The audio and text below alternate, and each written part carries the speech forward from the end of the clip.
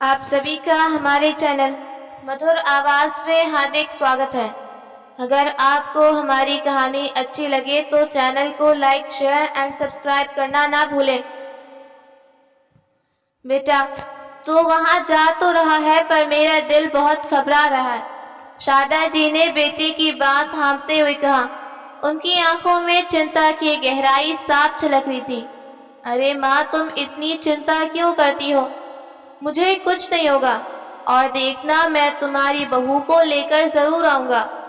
शारदा जी ने बेटे की आंखों में झांक कर देखा, जैसे कुछ कहना चाह रही हो पर शब्द होठों तक आकर रुक गए।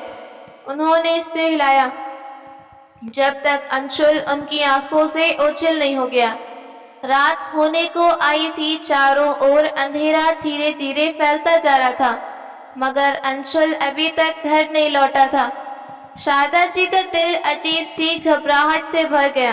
वो बार बार दरवाजे की ओर देखती, फिर आंगन में चहलकदमी करती और आखिरकार गली के बाहर खड़ी हो गई। ठंडी हवा चल रही थी, लेकिन उनकी आंखें बस उस मोड़ पर टिकी थी जहां से उनके बेटे बहू को आना था। काफी देर तक ऐसे ही खड़ी रही। तभी पास के घर की कमला, जो रोज की तरह अपने आंगन में बैठकर बिल्लियों और कुत्तों की रोटी खिलाने आई, उनकी ओर देखकर मुस्कुराई। लेकिन शारदा जी ठिठक गई। वो पास आई और धीरे से बोली, क्या हुआ शारदा, इतनी रात को बाहर हो? शारदा जी ने गहरी सांस ली। उनकी आंखें अब भी गली की ओर थीं। कमला जी की आवाज में जो चिंता थी वो उनके भीतर की बेचैनी को और बढ़ा गई। क्या बताऊं कमला, अंशुल अपने ससुराल गया है अपनी पत्नी सीमा को लेने। मानो बात करते करते आंसू छलक पड़ेंगे। सुबह निकला था, बोला शाम को आएगा, लेकिन रात हो गई, न कोई फोन न खबर। कमला जी ने थोड़ी देर चुप रहकर कहा, फोन लगाया क्या तूने? लगाया, कई बार लगाया, लेकिन लगता ही नहीं। लगता है जैसे फोन बंद है। कमला जी ने उनके कांपते हाथों पर हाथ रखा और बोली, तू अंदर चल शारदा, ठंडी हवा चल रही है, हो सकता है रास्ते में हो। इतना मत सोच, भगवान सब ठीक करेगा। शारदा जी ने जवाब नहीं दिया। उनकी आंखें अब भी उसी मोड़ पर टिकी थी। माँ का दिल है कमला, अजीब अजीब ख्याल आ रहे हैं, ना जाने क्यों मन बेचैन है। चिंता छोड़ शारदा, चल अंदर, गर्म दूध बना दूं, थोड़ा आराम कर ले, सुबह तक सब ठीक हो जाएगा। शारदा जी ने बस इतना कहा। काश तू सच कह रही हो। उनके भीतर कुछ टूट रहा था और बाहर कोई खामोशी धीरे धीरे गहराती जा रही थी। कमला जी ने शारदा जी को भीतर लाकर चारपाई पर बिठाया और पास ही बैठते हुए बोली, अरे तो इतनी चिंता क्यों करी है, आ जाएंगे दोनों। शारदा जी ने हल्की सी उदासी भरी मुस्कान के साथ से हिलाया। बहुत बार कोशिश कर चुकी हूँ, लेकिन फोन स्विच ऑफ बता रहा है। कमला जी ने हैरानी से कहा, अरे अंशुल का फोन कभी बंद नहीं होता, वो हर छोटी बात पर तुझे फोन करता है। शारदा जी की आंखें अब थोड़ी नम हुई। इसी बात ने तो मुझे और बेचैन कर रखा है, ना कोई खबर और ऊपर से फोन भी बंद। भगवान करे सब कुशल हो। देख शारदा, तू खुद को इतना परेशान मत कर, आजकल की लड़कियां भी तो थोड़ी जिद्दी होती हैं, शारदा जी ने कहा।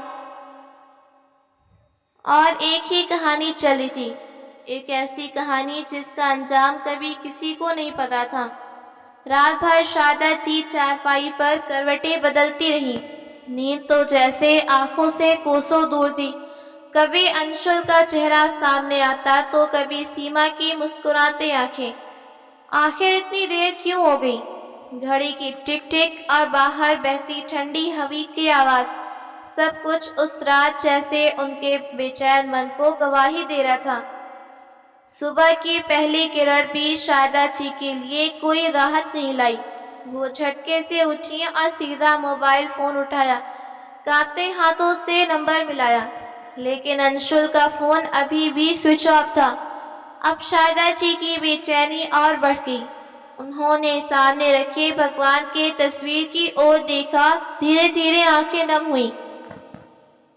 हे भगवान, मेरे बच्चे लौटा दे, और कोई गलती हुई हो तो तू मुझे सजा देना, पर मेरे अंशुल को कुछ मत होने देना।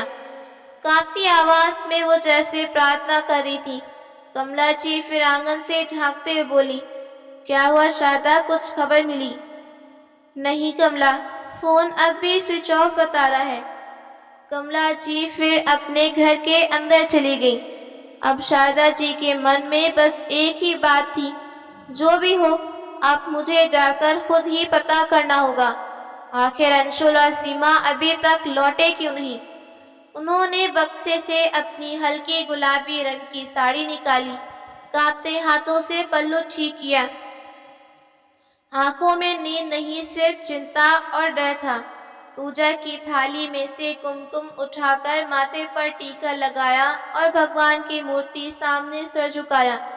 हे भगवान, मेरे बेटे बहू को सलामत रखना। शारदा जी ने अपनी चप्पल पहनी, दरवाजे की कुंडी लगाई और धीरे धीरे बाहर चली। आसमान में बादल थे, जैसे कुदरत भी किसी अनजाने डर से सहमी हो। अरे शारदा, इतनी सुबह सुबह कहाँ चली तू? कुछ बताया भी नहीं। शारदा जी ने सीधा जवाब दिया, अब और इंतजार नहीं होता कमला, अंशुल के ससुराल जा रही हूँ। वहाँ जाकर पता चलेगा कि इतनी देर क्यों हो गई और उनका फोन क्यों बंद है। कमला जी कुछ पल चुप रही, फिर बोली, ठीक है बहन, अपना ध्यान रखना, और हाँ, कुछ पता चले तो मुझे खबर देना। दिल घबरा रहा है मेरा भी। शारदा जी ने हल्की मुस्कान के साथ आगे बढ़ी। वो नहीं जानती थी कि ये सफर सिर्फ उनके बेटे तक पहुंचने का नहीं, बल्कि एक अनजाने सच से सामने करने का था। शारदा जी जैसे ही सीमा के घर पहुंची, दरवाजे पर दस्तक दी। सीमा का छोटा भाई मुकेश दरवाजा खोलते हुए बाहर आया। सामने साड़ी में लिपटी, चिंता में डूबी शारदा जी को देखकर ठिठक गया। अरे माँ जी, आप यहाँ? उसने चौंकते हुए कहा। अंशुल कहाँ है? इतने में भीतर से सीमा की माँ विमला जी भी बाहर आई। उन्होंने भी शारदा जी को देखा तो हैरानी से बोली, अरे शारदा जी, आप यहाँ? सब ठीक है ना? अचानक कैसे आना हुआ? शारदा जी ने सीधे उनकी आंखों में देखते हुए कहा, मेरा बेटा अंशुल यहाँ आया था सीमा को लेने, लेकिन अब तक घर नहीं पहुँचा। बताइए कहाँ है वो? विमला जी ने माथे पर हाथ रखा, फिर बोली, दामाद जी तो कल आए थे, पर पूरा दिन यहाँ रहे, फिर रात को सीमा को लेकर निकल गए। कुछ पल रुककर चिंतित स्वर में बोली, क्या हुआ, घर नहीं पहुँचे? शारदा जी की आंखें पल भर सूनी हो गईं और कहा, नहीं, और यही तो मुझे खाए जा रहा है, ना कोई खबर, ना कोई फोन। विमला जी और मुकेश दोनों अब गंभीर हो चुके थे। शारदा जी, आप बैठिए, मैं अभी चाय बनवाती हूँ, विमला जी ने कहा, लेकिन शारदा जी ने हाथ के इशारे से रोका। नहीं विमला, अंशुल और सीमा कल किस वक्त निकले थे? विमला जी ने माथे पर चिंता की रेखाएं लिए जवाब दिया, हाँ शारदा जी, कल रात करीब 9 बजे। शारदा जी की सांसें अब और तेज हुई। उन्होंने गहरी नजर से विमला जी को देखा। इतनी रात को निकलना भी क्या जरूरी था? कम से कम एक बार फोन करके बताते। मुकेश, जो अब तक चुपचाप खड़ा था, माँ जी, जीजा जी ने कहा था कि रास्ते में फोन करेंगे। शारदा जी ने पल्लू से चेहरा पूछा, मेरा दिल बहुत घबरा रहा है, लग रहा है कुछ ठीक नहीं है। विमला जी ने उनका हाथ थामा और धीरे से कहा, आप चिंता मत कीजिए। विमला जी ने माथे पर हाथ रखते हुए कहा, अरे हाँ, वो तो हमारे सामने ऑटो में बैठा था। शारदा जी की आंखें और चौड़ी हो गईं। तो फिर अब तक क्यों नहीं पहुंचे? और फोन भी बंद आ रहा है, ये कोई सामान्य बात नहीं। मुकेश ने सिर हिलाया। हाँ माँ, अब तो वाकई चिंता की बात है। अगर ऑटो से निकले थे तो ऑटो स्टैंड पर पूछना चाहिए, शायद कोई ड्राइवर पहचान ले। विमला जी ने शारदा जी की आंखों में चिंता की गहराई देखी, फिर तुरंत अपने बेटे की ओर देखा। तू शारदा जी के साथ जा। हाँ मुकेश, चल बेटा, अब और देर नहीं करनी चाहिए। मुकेश तुरंत तैयार हुआ और शारदा जी के साथ निकला। शारदा जी की साली का पल्लू हवा में लहरा रहा था। उनके चेहरे पर डर, चिंता और एक अजनबी सी बेचैनी थी। वो बार बार भगवान को याद कर रही थी, हे प्रभु, मेरा बेटा सही सलामत हो।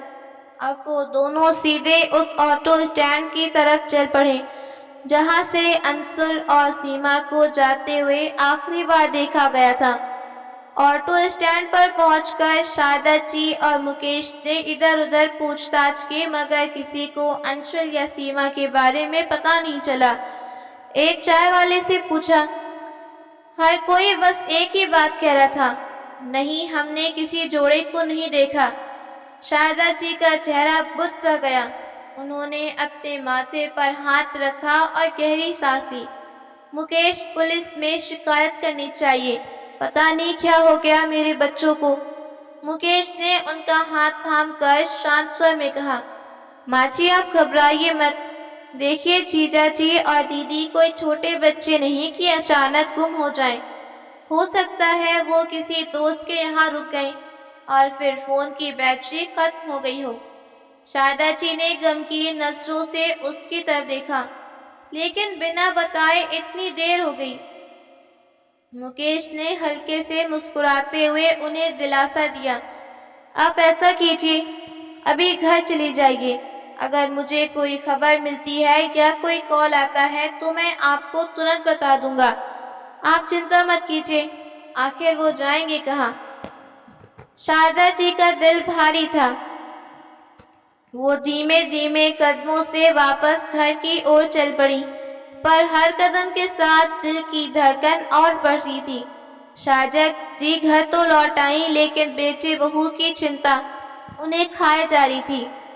आंखें बार बार दरवाजे की ओर उठती, जैसे हर आहट पर उम्मीद जागती हो कि शायद अंशुल और सीमा आ जाएंगे। रसोई में रखा खाना वैसे ही पड़ा रहा। उन्हें ना कुछ खाने का मन था, ना किसी काम में मन था। हर कोने में सन्नाटा था जो उनके अंदर की बेचैनी को और गहरा कर रहा था। वो कभी बिस्तर पर लेटती, कभी उठकर खिड़की के पास जाकर बाहर झांकती। आंखें बार बार भर आती, हे भगवान, जहां भी हो मेरे बच्चे, उन्हें सही सलामत रखना। लेकिन वक्त जैसा थम गया। फिर अचानक ही बुरे बुरे ख्याल मन में आने लगे। कहीं रास्ते में कोई हादसा तो नहीं हुआ, किसी ने कुछ कर तो नहीं दिया। शारदा जी का दिल जोर जोर से धड़कने लगा, पर उसी पल उन्होंने खुद को संभालते हुए सिर झटका और खुद से बोली, नहीं नहीं शारदा, ऐसा कुछ नहीं होगा। मेरा अंशुल और सीमा ठीक है, जरूर कोई वजह होगी, आ जाएंगे वो। उनके आंसू रुक नहीं रहे थे, लेकिन वो अपनी उम्मीद को टूटने नहीं दे रही थी। 2 दिन बीत चुके थे, लेकिन अंशुल और सीमा का कोई पता नहीं। शारदा जी अब बिल्कुल भी चैन से नहीं बैठ पा रही थी। उनका दिल हर पल अजीब सी बेचैनी से घिरा रहता। दिन में किसी काम में मन नहीं लगता। तीसरे दिन सुबह सुबह उन्होंने एक फैसला किया। जल्दी जल्दी साड़ी पहनी, दरवाजे को ताला लगाया, अपने पर्स को संभालते हुए गली पार करने लगी। आंखों में घबराहट थी। अभी उन्होंने गली का मोड़ पार किया ही था कि सामने से उनकी पुरानी जानकार अंशुल की मामी सास, जो उसी उत्तम नगर की गली में रहती, उन्होंने शारदा जी को इस तरह चलती में देखा तो तुरंत रोक लिया। अरे बहन जी, कहाँ जा रही हो ऐसी जल्दी जल्दी में? सब ठीक तो है? मामी सास ने चौंकते हुए पूछा। शारदा जी ने एक पल को खुद को संभाला, फिर भारी मन से कहा, क्या बताऊं बहन जी, अंशुल और सीमा 2 दिन पहले ससुराल से निकले थे, लेकिन घर नहीं पहुंचे। ना कोई फोन ना खबर। बस अब तो दिल में अजीब डर है, इसलिए पुलिस स्टेशन जा रही हूँ। मामी सास हैरान रह गई। उन्होंने आगे कुछ पूछने के लिए मुंह खोला कि शारदा जी ने हाथ उठाकर कहा, बस बहन, अब देर हो जाएगी, जो होगा पुलिस बताएगी। देखो शारदा बहन, मैं जो बताने जा रही हूँ उसमें मेरा नाम नहीं आना चाहिए। मामी सास ने चारों ओर नजर दौड़ाते हुए कहा। तुम बेफिक्र रहो, शारदा जी ने जवाब दिया, बस बताओ क्या जानती हो। तब अंशुल की मामी सास आंखें टेढ़ी करते हुए बोली, तुम्हारे बेटे बहू तुम्हारी समधन और अंशुल के साले मुकेश ने कहीं भेजा है, यहाँ से बहुत दूर। ये सुनकर शारदा जी को तो होश उड़ गए। क्या? उनका मुंह खुला का खुला रह गया। शारदा जी की आंखें फटी की फटी रह गईं, उनके चेहरे का रंग उड़ गया। आवाज कांपती हुई निकली, तुम क्या कह रही हो? विमला जी और मुकेश ने? पर क्यों? आखिर क्यों भेजा उन्होंने मेरे बेटे बहू को दूर? शारदा जी की सांसें जैसे थम गईं। लेकिन कहाँ भेजा है ये बताइए, उन्होंने कांपती आवाज में पूछा। कहाँ भेजा है ये तो मैं भी नहीं जानती, लेकिन इतना जरूर कह सकती हूँ कि ये सब कुछ बहुत पहले से चल रहा था। तुम्हारी समधन और उनका बेटा मुकेश दोनों कुछ छुपा रहे हैं। और सुनो शारदा बहन, तुम्हारा बेटा अंशुल भी इसमें है। शारदा जी जैसे सन्न रह गई। नहीं, मेरा अंशुल ऐसा नहीं कर सकता। वो तो मुझसे बोल कर गया था सीमा को लेकर आएगा। उनके गले से जैसे कोई घुटी चीज निकली। मैं समझती हूँ तुम्हारे लिए आसान नहीं है, मामी सास ने गंभीर स्वर में कहा। अब शारदा जी को समझ नहीं आ रहा था कि वो क्या करें। जिस बेटे पर आंख मूंद कर भरोसा किया, उनकी आंखों में लगातार आंसू बह रहे थे। शारदा जी का दिल भारी हो गया। मामी सास की बातों ने जैसे उनके पैरों तले जमीन खींच ली। कुछ देर तक तो वो उसी गली के मोड़ पर खड़ी रही, उनकी आंखें शून्य में ताकती रही। फिर बिना कुछ बोले, बिना किसी से नजर मिलाए, वो धीरे धीरे अपने कदमों को मोड़ते हुए वापस घर की ओर चल पड़ी। हर कदम भारी था। गली में आते जाते लोग थे, लेकिन शारदा जी की आंखों में एक अजीब सी वीरानी। दरवाजा खोला, अंदर आई और फिर वैसे ही चुपचाप बंद किया। घर के भीतर आते ही वो दीवार का सहारा लेकर जमीन पर बैठ गई। कहाँ हो अंशुल? क्या सच में तू भी? अब उस घर में ना रोशनी थी ना आवाज, बस एक माँ का टूटा हुआ दिल और आंखों से बहते आंसू। तभी दरवाजे पर दस्तक हुई। शारदा जी ने एक पल में ही सोचा, शायद अंशुल और सीमा आए होंगे।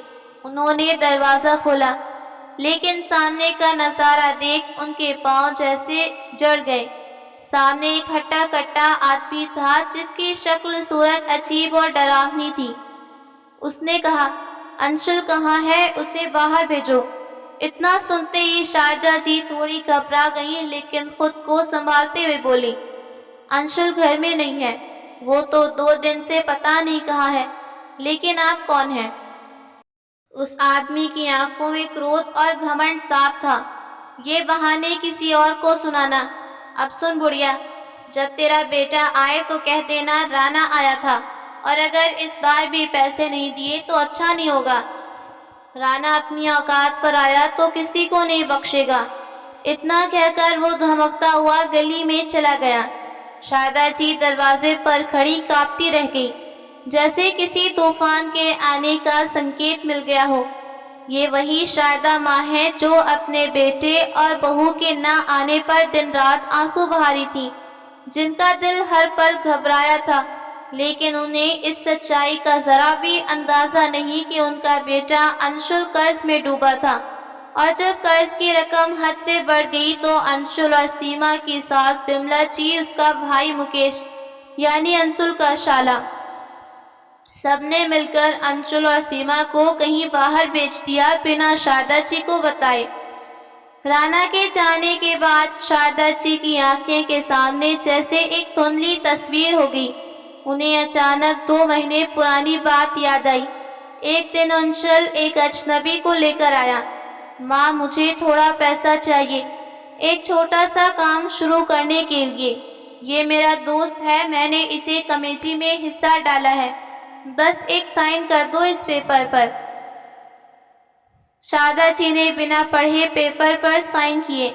उन्हें क्या पता था कि वो पेपर दरअसल एक कमेटी का कानूनी एग्रीमेंट था, जिसमें साफ साफ था कि अगर अंशुल समय पर कमेटी की रकम नहीं दे पाया तो उसकी जिम्मेदारी उसकी माँ की होगी। और हुआ भी वही, क्योंकि अंशुल और सीमा ने तो कमेटी के सारे पैसे पहले ही उठा लिए। अब जब समय आया तो वो दोनों गायब हो गए। अतीत की गहराइयों में डूबी शारदा जी जैसे ही यादों से बाहर आईं, बाहर से किसी की आवाज ने उन्हें चौंका दिया। शारदा, ये आदमी कौन था और ये इस तरह की धमकी क्यों दे रहा था? ये आवाज कमला जी की थी, जो दरवाजे पर खड़ी सब सुन रही थी। शारदा जी ने भारी दिल से उन्हें बुलाया, सब विस्तार से बताया। जैसे जैसे कमला जी सुनती गईं, उनके चेहरे का रंग उड़ता गया। अंशुल और सीमा को विमला जी और मुकेश ने भेजा, और वो भी तुम्हारे सामने ऐसे भोले बने। कमला जी अविश्वास से बोली। फिर थोड़ी देर रुककर उन्होंने गंभीर स्वर में कहा, और ये पैसे जरूर अंशुल ने अपने ससुराल वाले को दिया होगा। शारदा जी की आंखों में आंसू भर आए। उन्होंने धीमी आवाज में कहा, क्या कहूँ कमला बहन, जब मेरा ही सिक्का खोटा निकल गया तो दूसरों पर क्या इल्जाम लगाऊं? कमला जी ने उनका हाथ थामा और दिलासा देने की कोशिश की, लेकिन शारदा जी की आंखों में अब नमी से ज्यादा एक दर्द साफ झलक रहा था, ऐसा दर्द जिसे सिर्फ एक माँ समझ सकती है। अगले दिन शारदा जी अपने आंगन में बैठी चुपचाप कुछ सोच रही थी। फिर वही हट्टा कट्टा आदमी दरवाजे पर आया। इस बार उसका रवैया और उग्र था। समझ नहीं आती क्या? कल बोला था अब तक तेरे लौंडे ने पैसा नहीं भेजा। वो गालियों की बौछार करते हुए दरवाजे पर चिल्लाने लगा। शारदा जी, जो अब तक सब कुछ सहती आई, इस बार गुस्से में उठ खड़ी हुई। आंखों में आंसू थे, लेकिन आवाज में सख्ती। बस बहुत हो गया, तू बार बार आकर मेरे दरवाजे पर तमाशा क्यों कर रहा है? साफ साफ बता, कितने पैसे चाहिए? उस आदमी ने होठों में बीड़ी दबाते हुए तीखी हंसी हंसी। ज्यादा नहीं, बस 1 लाख रुपए। शारदा जी का दिल बैठ गया। चेहरे पर एक पल को डर था, लेकिन फिर भी डट कर बोली, मेरा बेटा 2 दिन से गायब है और तू यहाँ वसूली के लिए खड़ा है। पैसे चाहिए ना, तो जा ढूंढ उसे। और हाँ, अगली बार गाली देकर गया तो पुलिस में शिकायत करूंगी। वो आदमी थोड़ा देर घूरता रहा, फिर अपनी चप्पल पटकता हुआ बोला, अभी मैं जा रहा हूँ, लेकिन मैं बाद में पैसे लेने जरूर आऊंगा। वो कहकर चला गया, लेकिन शारदा जी के मन में अब डर से ज्यादा गुस्सा था। मेरा बेटा क्या कर गया है? शारदा जी उसके जाने का दरवाजा बंद करने लगी। तभी अचानक फिर से दस्तक हुई। उन्होंने घबराकर दरवाजा खोला। सामने एक आदमी था, उम्र में थोड़ा बड़ा, चेहरा गंभीर। आपका नाम शारदा देवी? शारदा जी ने धीमे से सिर हिलाया। हाँ, मैं ही हूँ। अब तुम कौन हो? वो आदमी थोड़ा सख्त लहजे में बोला, मैं वही हूँ जिसके कागजों पर आपने 2 महीने पहले साइन किया था, याद है? माँ, बस ये कमेटी के कागज हैं। शारदा जी के सामने जैसे अंधेरा छा गया। सामने खड़ा आदमी अपनी फाइल में से वो कागज निकाला और शारदा जी की आंखों के सामने लहराया। देखिए माँ जी, ये रहा वो पेपर। ये देखिए, यहाँ आपके साइन है और इसमें साफ साफ लिखा है, अगर अंशुल कमेटी की रकम नहीं चुका पाया तो उसकी माता श्रीमती शारदा देवी पूरी जिम्मेदारी लेंगी। शारदा जी कांपते हाथों से कागज पढ़कर देखने लगी। मैंने बिना कुछ सोचे समझे साइन किया। मुझे नहीं पता कि आदमी ने बात काटते हुए कहा, कागज पर साइन है, मतलब आप जिम्मेदार हैं। अंशुल को फोन किया, लेकिन बंद है। अब अगर उसने कमेटी ली है और पैसा नहीं दिया तो जिम्मेदारी आपकी। आपका बेटा 2 कमेटी से पैसे ले चुका है। और उसके बाद उसने एक भी किश्त नहीं दी। अब ब्याज के साथ जो रकम बन रही है वो 75 लाख है। अब बताइए माँ जी, अब क्या करेंगी? शारदा जी की आंखें भर आईं। क्या करूं मैं, कहाँ से लाऊं पैसे? मेरा बेटा तो मुझे लूट कर गया। देखिए माँ जी, मैं समझ सकता हूँ आपका दुख, लेकिन मुझे भी ऊपर से दबाव है। मैं 2 दिन और देता हूँ आपको। इतना कहकर वो आदमी चला गया और शारदा जी वहीं दरवाजे के पास बैठी रही। एक माँ जो बेटे की चिंता में रोते रोते गली की सजा भुगतने को मजबूर थी, जिसकी परवरिश में उन्होंने अपना सब कुछ लुटा दिया, वही आज उन्हें इस मोड़ पर छोड़ गया। अब ना कोई उम्मीद, ना कोई सहारा। उस छोटे से घर की तरफ उन्होंने देखा जिसकी दीवारों में उनके पति की यादें थीं, जिसकी हर ईंट में उनके गुजरे वक्त की परछाई। अब वही घर उनकी आखिरी उम्मीद थी। धीरे धीरे उठी, अलमारी से वो पुराने कागज निकाले जिनमें घर के सारे दस्तावेज थे। दिल पर पत्थर रखकर अगले दिन बैंक से पैसे लाई। वहां बैठकर धीमी आवाज में अधिकारी से बोली, मुझे घर के बदले लोन लेना है। बैंक अधिकारी ने दस्तावेज ध्यान से देखे, एक एक पन्ना पलटा। शारदा जी बेचैनी से उसकी आंखों के हाव भाव पढ़ने की कोशिश करी थी। माफ कीजिएगा माता जी, लेकिन आपके दस्तावेज अधूरे हैं। घर का नाम का म्यूटेशन पेपर नहीं है और बिजली का बिल किसी और के नाम पर है। इस स्थिति में हम आपको लोन नहीं देंगे। शारदा जी की उम्मीद जैसे किसी ने एक झटके में तोड़ दी। उन्होंने कांपती आवाज में कहा, बेटा मेरे पास यही घर है। बैंक अधिकारी ने सहानुभूति से देखा, पर नियमों की बंदिशों में बंधा था। समझता हूँ आपकी मजबूरी, लेकिन जब तक सारे दस्तावेज नहीं होंगे बैंक कुछ नहीं कर सकता। शारदा जी कुर्सी पर बैठी बैठी उनकी आंखें भर आईं। अब मैं क्या करूं, कहाँ जाऊं? ये घर भी कोई काम का नहीं। क्या भगवान ने भी मुंह मोड़ लिया मुझसे? क्या अब शारदा जी हार मान जाएंगी या फिर किस्मत कोई नया रास्ता खेलेगी? शारदा जी बैंक से भारी दिल लिए जैसे तैसे घर आईं, लेकिन दरवाजे पर पहुंची वहां का नजारा देख उनके कदम ठिठक गए। गली के मोड़ से लोगों की भीड़ थी। कुछ लोग आपस में कानाफूसी कर रहे थे, कुछ घबराए से इधर उधर देख रहे थे। शारदा जी का दिल जोर जोर से धड़कने लगा। जैसे ही उन्होंने भीड़ के पास देखा, वहां वही हट्टा कट्टा आदमी था, राना। उसके साथ अब 2 और अजनबी थे जो सहरे से गुंडे मिजाज के लग रहे थे। राना चीख चीख कर कह रहा था, अब अगर इस बुढ़िया ने कल तक पैसे नहीं दिए तो हम खुद घर के अंदर घुसकर सामान उठा लेंगे। लोग तमाशा देख रहे थे, लेकिन कोई आगे नहीं आया। क्या बदतमीजी है ये मेरा घर है, कौन होते हो तुम ऐसा धमकी देने वाले?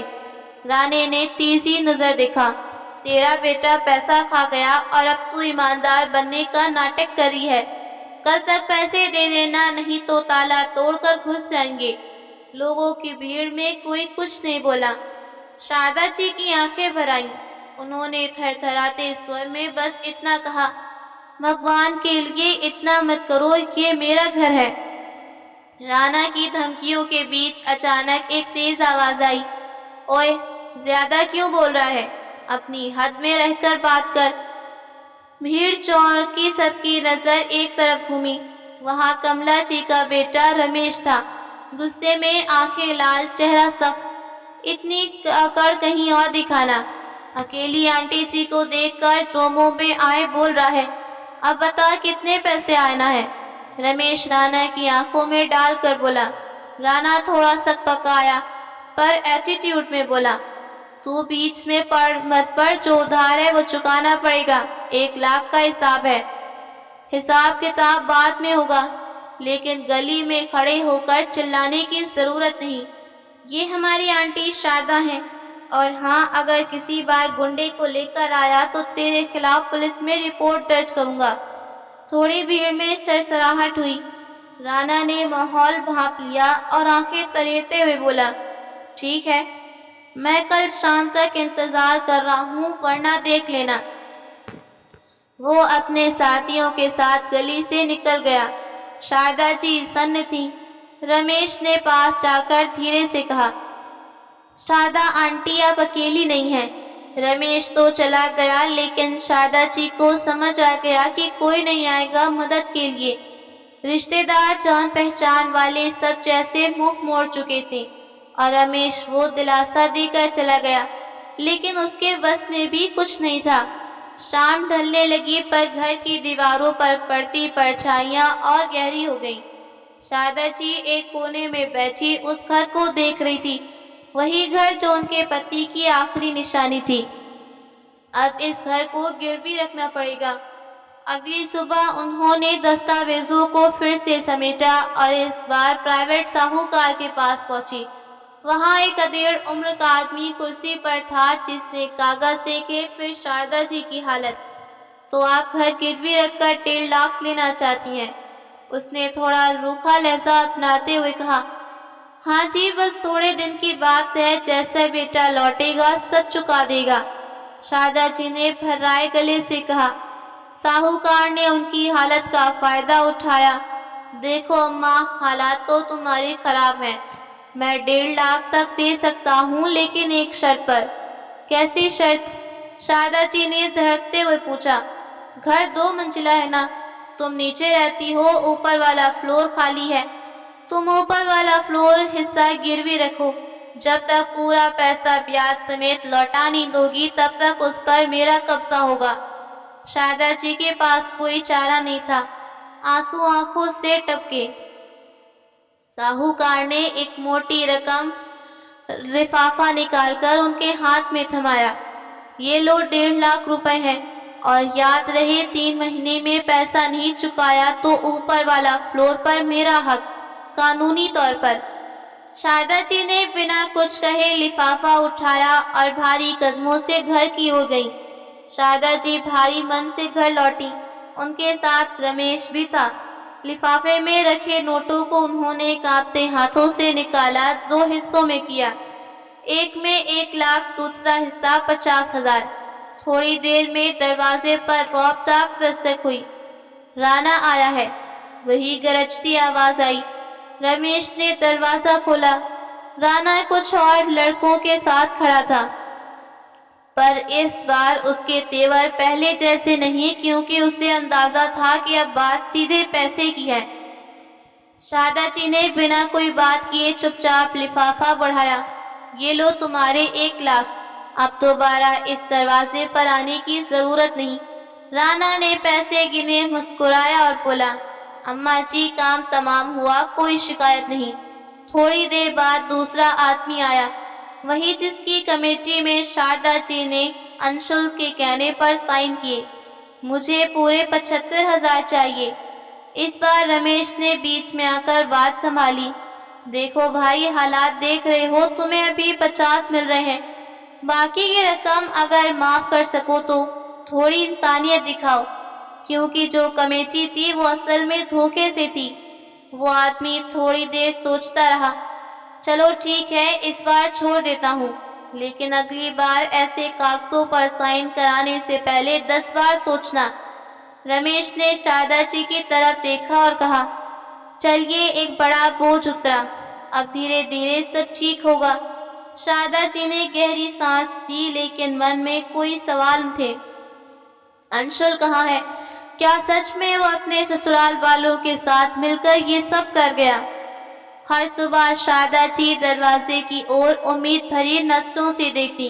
शायद आज बेटा बहू लौट आए, शायद आज कोई चिट्ठी या फोन आए, लेकिन ना कोई चिट्ठी ना फोन।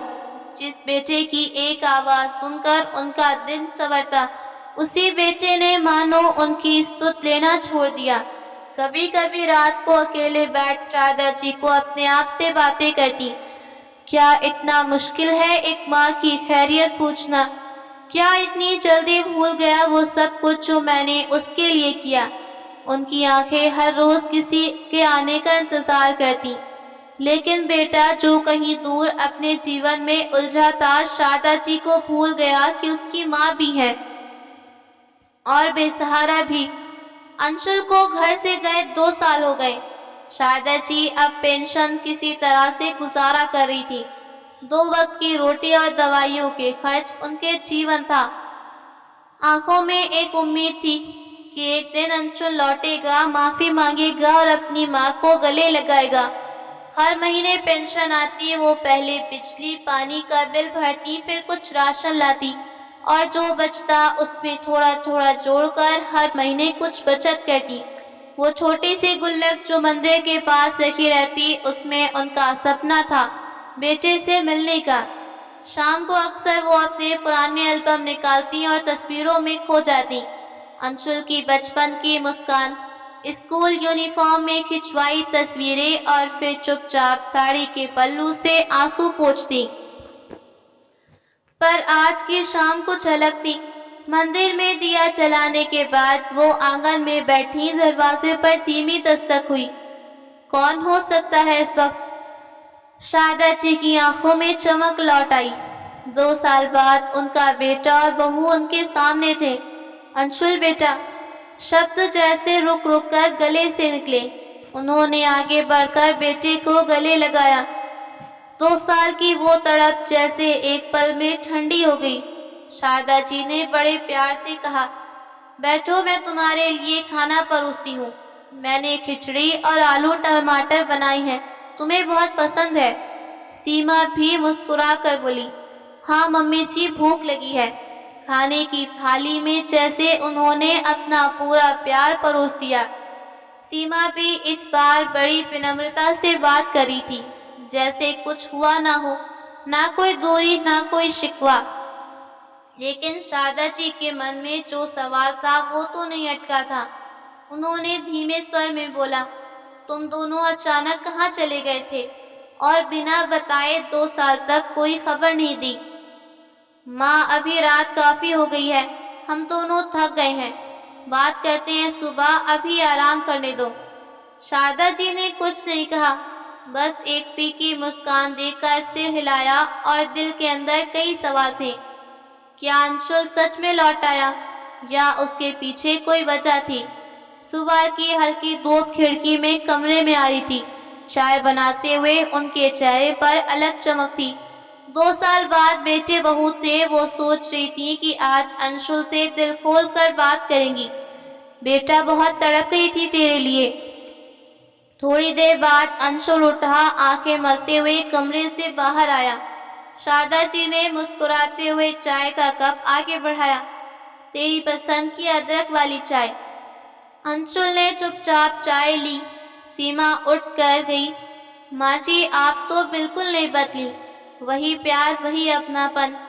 शारदा जी ने बात घुमाते हुए कहा, 2 साल तक एक बार फोन नहीं किया, कोई खबर नहीं दी, कहाँ थे तुम लोग? अंशुल चाय की चुस्की लेकर बोला, माँ, अब वो बातें करने से क्या फायदा, हम तो लौट आई ना। शारदा जी का मन अब भी सवालों से भरा था, लेकिन उन्होंने खुद को रोका।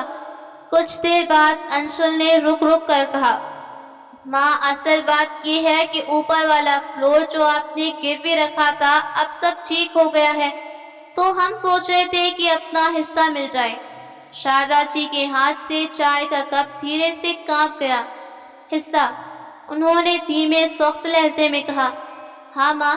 सीमा आगे बढ़कर बोली, देखिए, अब हम वापस आए हैं और ऊपर वाला हिस्सा भी तो हमारा है, आखिरकार बेटा है ना आपका।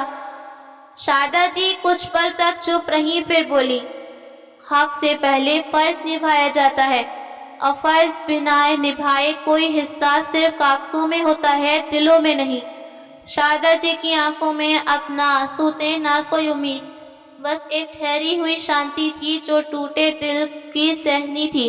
उन्होंने अंशुल और सीमा की तरफ देखा, जैसे किसी अनजाने को देख रही हूँ। तुम्हें ऊपर वाला हिस्सा चाहिए? शारदा जी गहरी सांस लेते हुए बोली, जिसने तुम्हें बताया है कि ऊपर वाला फ्लोर मैंने गिरवी रखा है, उसने ये नहीं बताया कि वो हिस्सा मैंने बहुत पहले बेच दिया। बेच दिया? सीमा की आवाज एकदम चौंक गई। हाँ, शारदा जी सख्त लहजे में बोली, जब तुम अपना कर्ज छोड़कर चले गए और तुम्हारा कर्जदार आए, तब मुझे कोई रास्ता नहीं सूझा। घर गिरवी रखा, फिर बेचा, ताकि तुम्हारा नाम न खराब हो। तुम्हारे झूठे वादों की सजा तुम्हारी माँ ने भुगती। शायद उसे समझ नहीं आ रहा था कि क्या कहे। आज तुम हिस्सा मांगने आए हो, लेकिन भूल रहे हो कि माँ हिस्से से नहीं मांगी जाती, वो तो उसके आंचल में छुपा होता है। और छोड़ो, तो अब क्या हक रह गया तुम्हारा? सीमा कुछ कहने को उठी, लेकिन शारदा जी ने हाथ के इशारे से रोका। अब कुछ मत कहो, क्योंकि तुम्हारे शब्द मेरे लिए मायने नहीं रखते। अंशुल का चेहरा गुस्से से लाल हुआ। उसने कुर्सी से उठते हुए कहा, माँ, मैं कुछ नहीं जानता। मेरा कोई कर्ज नहीं था, ना मैंने किसी से पैसे लिए। अगर आपने कुछ किया है तो वो आपका फैसला था। अब मैं घर लौटा हूँ तो मुझे मेरा हिस्सा चाहिए, और अगर नहीं दिया तो ये अच्छा नहीं होगा। शारदा जी हक्की बक्की। इतने सालों की ममता, त्याग और दर्द एक झटके में जैसे रौंद दिए। उधर सीमा अपने असली रंग में आ चुकी थी। आंखें तरेते हुए बोली, हाँ, हमें हमारा हिस्सा दीजिए। वो स्तब्ध रह गई कुछ पल के लिए। उनकी आंखें अंशुल के चेहरे पर टिक गईं। ये वही बेटा था जो कभी उनके आंचल से लिपट कर कहता, माँ, मैं आपको अकेला नहीं छोड़ूंगा। क्या ये वही बच्चा था जिसके लिए उन्होंने अपनी सारी जिंदगी कुर्बान कर दी? गहरी सांस लेते हुए उन्होंने खुद को समेटा। तुम्हारा हिस्सा चाहिए तो सुनो। जिस दिन तुमने इस घर से मुंह मोड़ा था, उस दिन से तुम्हारा इस घर में कोई हिस्सा नहीं बचा। ये घर अब मेरा है। अंशुल कुछ बोलने को हुआ, लेकिन शारदा जी ने हाथ उठाकर उससे रोका। अगर कानून की बात करनी है तो अदालत चले जाना, लेकिन माँ के दिल में हिस्से नहीं होते। वहाँ सिर्फ मोह होता है, और वो तुमने कब का खो दिया। अंशुल ने जब देखा माँ टस से मस नहीं, तो उसने गुस्से में मगर चतुराई से कहा, ठीक है, अगर हिस्सा नहीं देना चाहती तो मत दो, लेकिन हम यहीं रहेंगे। आप चाहें या ना चाहें, हम यहीं रहेंगे। शारदा जी चुपचाप थी। उनकी आंखों में ठहराव जो तूफानों को शांत कर दे। फिर एक लंबी सांस लेकर बहुत शांत किया, ठीक है अंशुल, तुम यहाँ रह सकते हो। ये घर अभी मेरा है, और मेरे रहते किसी को बाहर नहीं किया जाएगा। लेकिन एक बात कान खोलकर सुन लो, कभी दोबारा हिस्से की बात जुबान पर मत लाना, वरना मुझसे बुरा कोई नहीं। सीमा कुछ बोलने को हुई, लेकिन शारदा जी की आंखों की गहराई और आवाज की ठंडक में ऐसा था कि वो ठिठक गई। पूरा कमरा एक पल को सन्नाटे में डूब गया। हवा जैसे थम गई। फिर शारदा जी ने रसोई की ओर रुख किया। भूख लगी हो तो खाना बना है। अंशुल और सीमा को घर लौटे अब 7 दिन हो चुके। रात के तकरीबन 10 बजे शारदा जी कमरे में चुपचाप थी। मन में सैकड़ों सवाल, दर्द की लहरें बार बार उठ रही थी। अंशुल लड़खड़ाता हुआ घर में घुसा, शराब के नशे में धुत, आंखें सुर्ख थी। माँ, खाना कहाँ है? उसने ऊंची आवाज में कहा। शारदा जी ने देखा और समझ गई कि ये वो बेटा नहीं जिसे उन्होंने पाला। वो कुछ कहती इससे पहले अंशुल ऊंची आवाज में कहने लगा, तू समझती क्या है खुद को? ये घर तेरा है, लेकिन ये अब मेरा है। शारदा जी चुप रही, लेकिन उनकी आंखों में आंसू बहने लगे। तभी सीमा बाहर आई। हर बात में बस हमें सुनाते हैं, जैसे हम कुछ गलत कह रहे हों। कभी अपनी गलती देखिए, हमें क्यों नहीं हिस्सा देती? उसकी बातों में कटाक्ष था, कड़वाहट थी, और एक बहू का वो आदर नहीं जो एक माँ के लिए होना चाहिए। शारदा जी अभी कुछ बोलती, उसी वक्त अंशुल ने अपनी माँ पर जैसे हाथ उठाया, तभी शारदा जी ने जोरदार थप्पड़ अंशुल को मारा। उनकी आंखों में आग था। उन्होंने गुस्से से कहा, जिस बेटे को मैंने चलना सिखाया, आज वो मुझ पर हाथ उठाएगा। मेरी जिंदगी की सबसे बड़ी भूल कि तुझ पर यकीन किया। वो सीधे कमरे में गई। अंशुल और सीमा का बैग उठाया, दरवाजा खोला, बाहर फेंका। आज के बाद इस घर में तुम्हारा कोई हक नहीं। निकल जाओ मेरे घर से। आज से मेरा कोई बेटा नहीं। अंशुल कुछ कहता इससे पहले शारदा जी ने दरवाजा उसके मुंह पर जोर से बंद किया। इतना सुनते ही पूरे मोहल्ले के लोग बाहर आए। कोई खिड़की से झांक रहा था, कोई दरवाजे के पास खड़ा होकर कानाफूसी कर रहा था। ये अंशुल है ना? ये तो बहुत सीधा साधा लड़का था, ऐसा कैसे हो गया इसके साथ? अरे जब से इसकी शादी हुई है बस तब से बदला। बहू के कहने पर माँ को छोड़कर भागा। अगर बहू में थोड़ी भी समझ होती तो माँ के खिलाफ कभी न करती। एक ही बेटा और वो भी ऐसा। दुख तो शारदा जी को बहुत हुआ होगा, ऊपर से कर्जा छोड़कर भागे। शर्म भी नहीं आई इन दोनों को। शारदा जी पलटी और अंदर चली गईं। दरवाजा अभी भी बंद था। सीमा और अंशुल वहीं थे, स्तब्ध, क्रोधित और हैरान। उन्हें लगा कि दो आंसू बहाकर थोड़ा अपनापन दिखाकर सब फिर से पालेंगे, लेकिन उन्हें नहीं पता था कि माँ की ममता को जितना सीता है उतना ही मजबूत होता है। शारदा जी कमरे में बैठी, उनकी आंखों से अब आंसू नहीं। जिस औरत ने 2 साल बेटे की दुआ की, वही औरत आज उस बेटे के लौट आने पर खुद को अकेला महसूस कर रही थी। अंशुल घर के बाहर खड़ा रह गया, उसकी आंखों में आंसू बहने लगे। वो दरवाजे के पास हाथ जोड़कर खड़ा हो गया। माँ, एक बार बात तो कर लो, गलती हो गई। सीमा अकड़ में चुपचाप थी। अब रहने दो, चलो यहाँ से। काफी देर तक अंशुल वहीं खड़ा रहा, लेकिन अंदर से कोई जवाब नहीं आया। आखिरकार भारी कदमों से वो गए। सुबह की हल्की धूप खिड़की से कमरे में दस्तक दे रही थी। रात की खामोशी में भरा खालीपन अब उजाले के साथ थोड़ी हरकत लेने लगा। शारदा जी कुर्सी पर थी, तभी दरवाजे की घंटी बजी।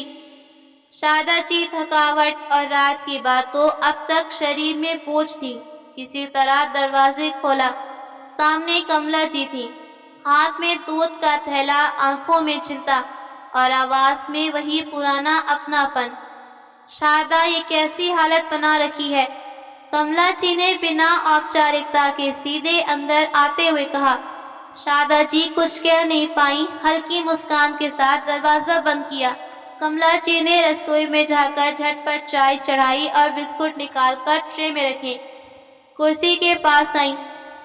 अब बहुत हुआ, रात क्या हुआ सब सुन चुकी हूँ पड़ोसियों से। मैं नहीं थी वरना कल ही सीधा कर देती।